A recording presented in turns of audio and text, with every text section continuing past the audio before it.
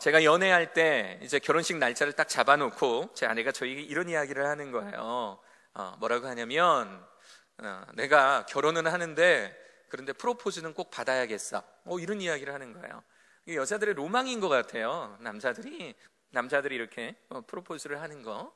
그래서 마음속으로 생각하고 있었어요. 어떻게 프로포즈를 할까? 근데 이미 결혼 날짜까지 다 받아놓은 상태, 부모님 상견례까지 하고, 그러니까 우리의 결혼하게 될 거라는 거는 기정사실이 된 그 상태에서 프로포즈를 준비를 했습니다.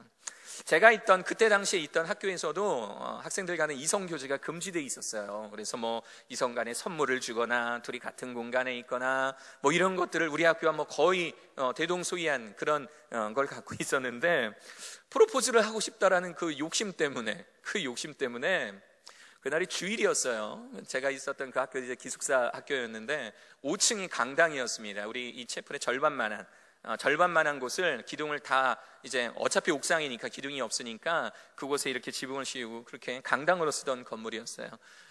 그러면 안 되는데 지금 생각해보면 참 생각이 짧았다 하는 생각이 드는데, 아이들을 동원해서 촛불 약 2,000개를 강당에 이렇게 깔았습니다. 강당에 이렇게 쫙 이렇게 깔았어요.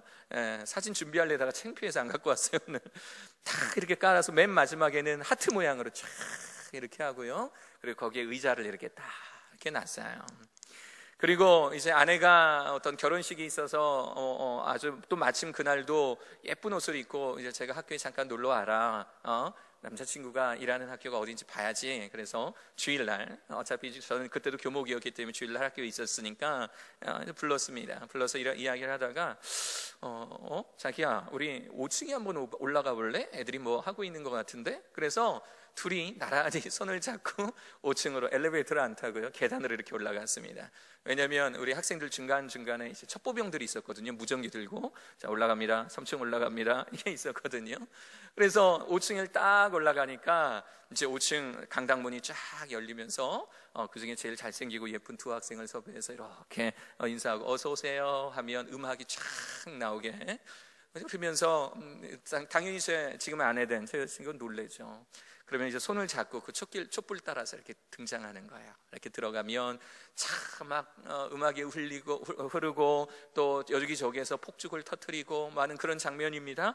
그리고 들어가서 가운데 의자에 앉히고, 그리고 그 자리에서 결혼해달라고 고백하고, 날짜까지 다 잡아놨는데 당연히 예수죠. 실화야 이럴 수는 없잖아요.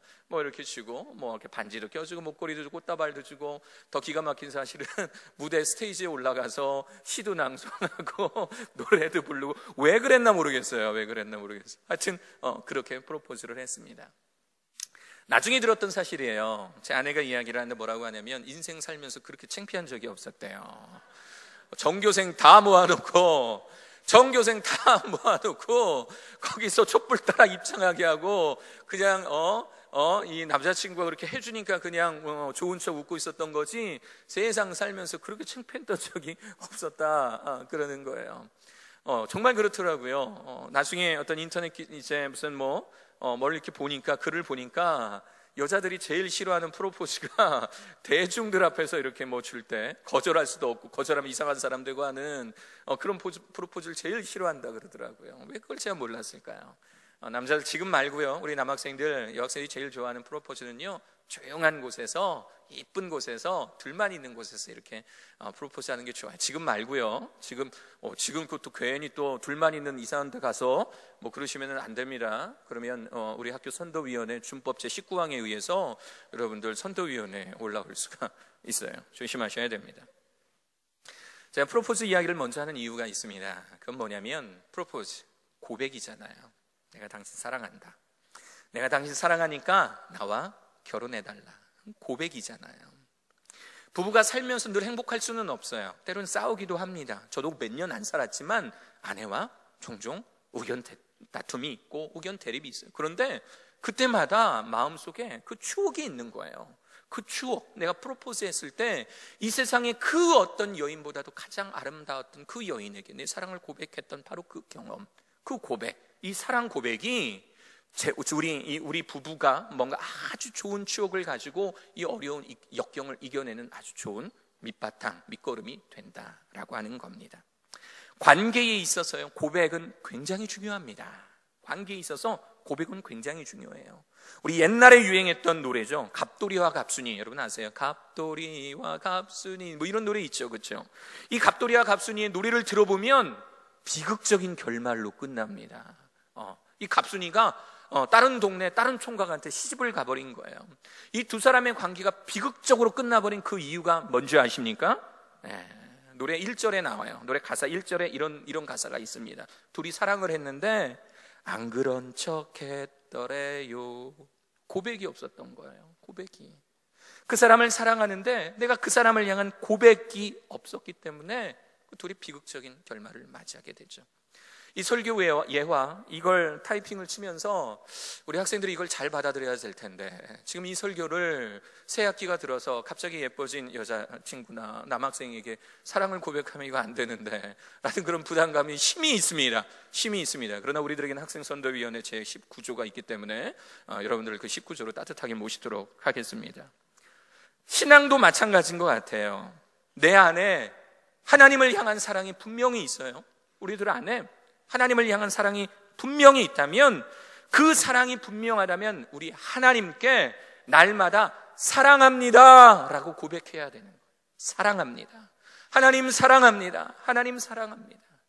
저는 이 사랑합니다라는 고백이 여러분들의 매 예배 시간마다, 매 기도 시간마다, 새벽에 와서 하는 이 기도, 점심시간마다, 저녁 시간마다 와서 매일의 그 시간을 정해서 드리는 하나님께 대한 이 기도 속에 우리들의 사랑합니다 라는 고백이 들어있어야 돼요.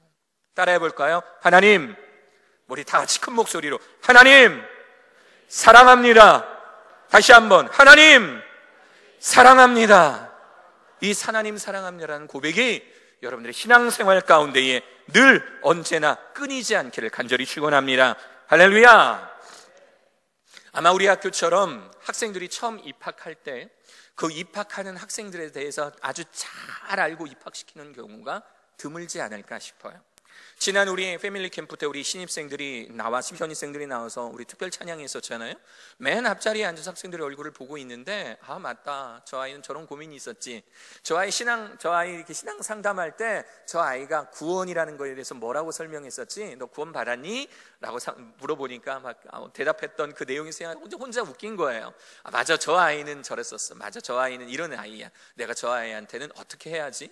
아마 신입생들에 대해서 가장 잘한 상태로 신입생들을 입학시키는 학교는 아마 우리 학교 같은 학교는 없을 거예요. 그런데 신입생들뿐만 아니라 재학생들에게 너 구원 받았니? 라고 물어보면 굉장히 재밌는 대답들이 흘러나옵니다. 너 구원 받았니? 너 구원의 확신이 있어? 그러면 어떤 학생들은 너무 자신 있게 대답해요. 네, 구원 받았습니다. 오, 그래? 너 구원을 받았다는 걸 어떻게 알 수 있니? 그러면 이 학생이 뭐라고 하냐면, 제가 새벽 예배 얼마나 잘 나가는데요. 이렇게 대답을 해요. 네, 목사님, 저 구원 받았어요.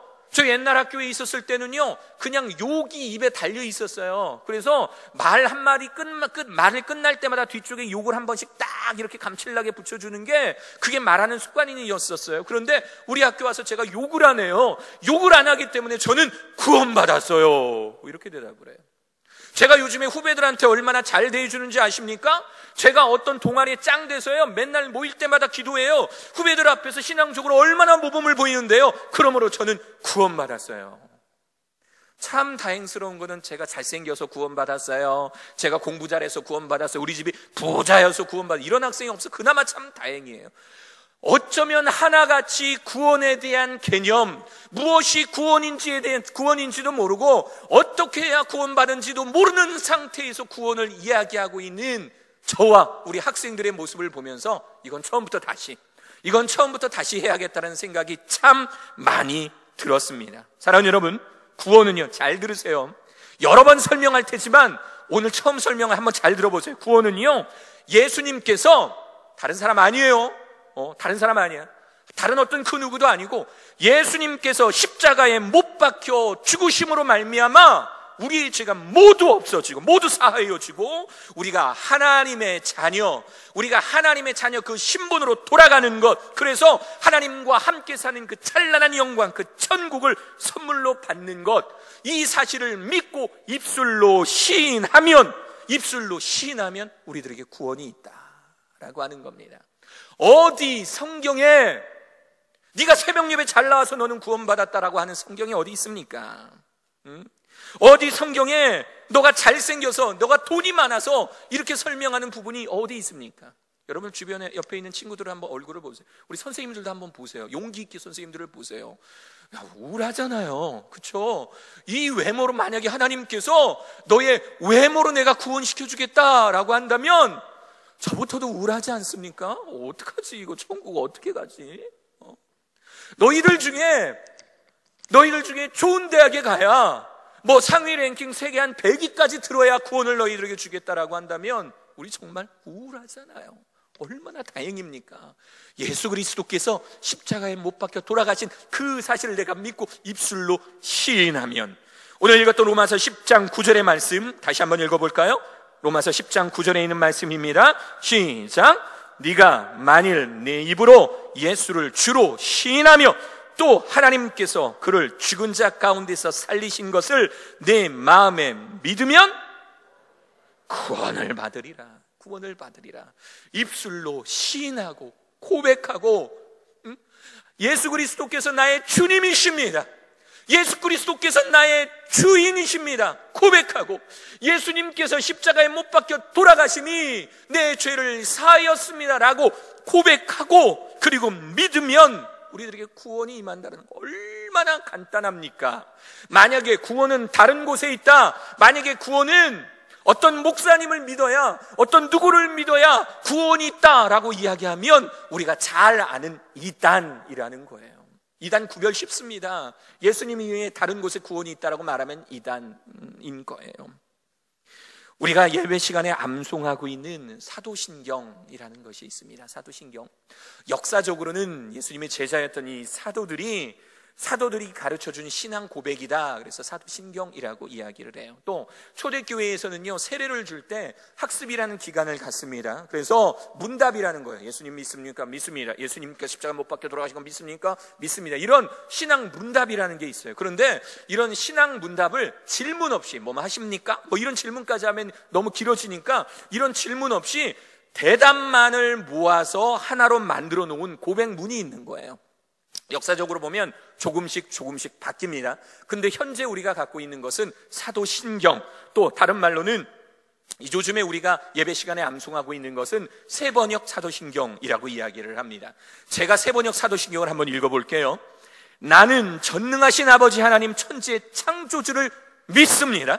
나는 그의 유일하신 아들 우리 주 예수 그리스도를 믿습니다.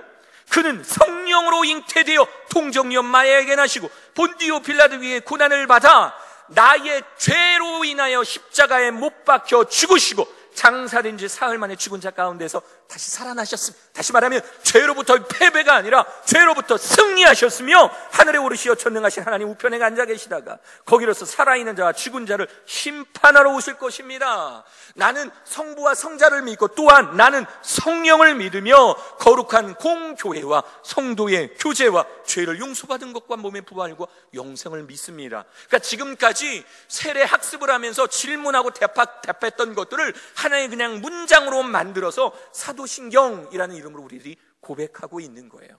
어떤 사람들은 저기서 나오는 공교회가 가톨릭을 이야기한다, 어떤 사람들은 근거 없는 어떤 신앙 고백이다 라고 해서 사도신경을 폄훼하기도 하지만, 사도신경을 암송하면 암송할수록, 예배 시간에 이 사도신경을 함께 읽어내려가면 읽어내려갈수록 이 사도신경 속에 들어가 있는 신앙 고백, 나의 신앙 고백, 하나님께서 천지를 창조하신 건 내가 믿습니다.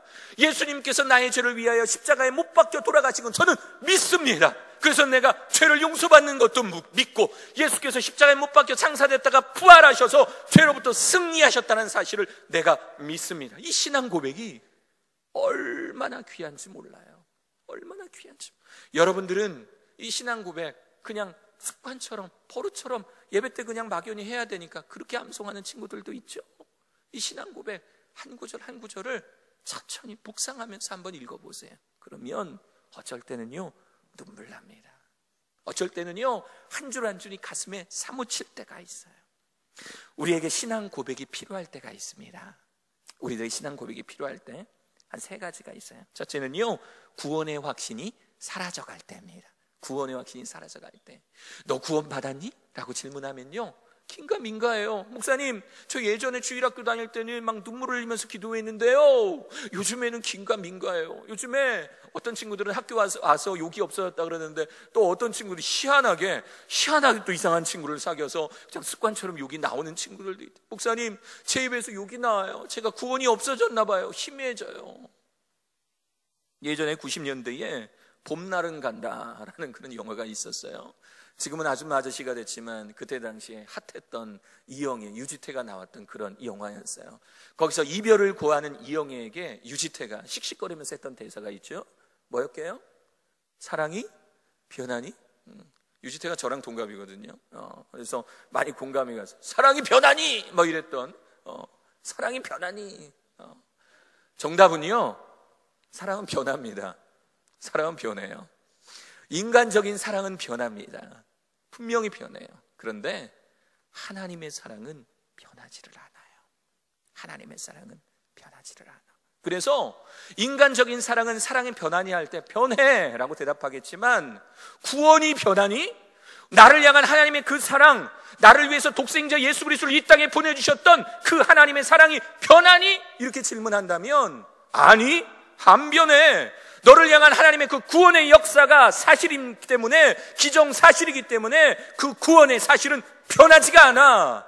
우리가 하나님께서 허락하신 그 구원이 우리 마음속에 확신이 든다면 우리에 대해 구원은 변하지 않습니다. 할렐루야, 할렐루야. 그렇기 때문에 우리 신앙 고백해야 되는 거예요. 주님 사랑합니다. 내 마음속에 구원의 확신이 희미해져 갈 때 주님 사랑합니다. 주님 사랑합니다. 나를 위하여 십자가에 못 박혀 돌아가신 주님, 내가 주님을 사랑합니다. 이 고백이 우리들에게 필요한 것입니다. 두 번째, 인생의 목적을 확고히 해야 할 때 필요합니다. 내가 왜 사는지에 대한 목적이 희미해져 갈 때, 내가 왜 이 땅에 살아야 하나라는 그런 자괴감이 들 때, 어제 우리 말씀 전해주셨던 우리 신동열 목사님과 교제하다가 뭐 이런 그 교회의 이름이 질문하는 교회였다 그랬잖아요. 정말 세상적인 관점에서 하나님을 향한 질문들이 많이 오고 가는 교회래요. 근데 그 중에 공부도 잘하고 대기업에서 일했던, 그리고 이제 2개월 뒤면 이제 결혼하게 될 어떤 남자 청년이 있었는데, 결혼 2개월을 앞두고 갑자기 자살 충동이 느껴지더라는 거예요.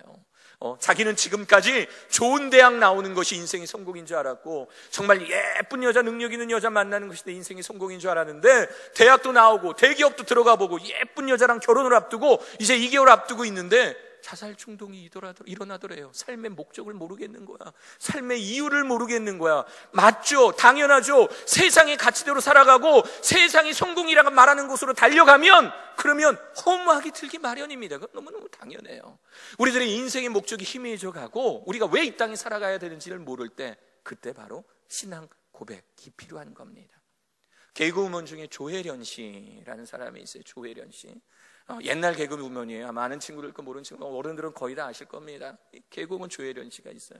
이 조혜련 씨가 참 기독교 신앙을 갖지 않았을 때 똑같이 방금 이야기했던 이런 염세주의가 본인에게 있었던 거예요. 그런데 어느 순간 복음을 받아들일 때 이 세상에 그 누구도 자신을 위해 죽은 사람이 없었는데, 이 세상에 내가 정말 이 세상에서 버림받았다고 느껴지고 밑바닥을 치고 있을 때 나를 위해서, 내가 너를 위해서 목숨까지 바쳐가며 사랑해 주겠다라고 하는 그런 사람 전혀 없었는데, 복음을 들어보니 예수 그리스도께서 나의 죄를 위하여 십자가에 못 박혀 돌아가셨다라는 그 사실이 받아지는 순간 인생의 목적이 달라지더라는 겁니다.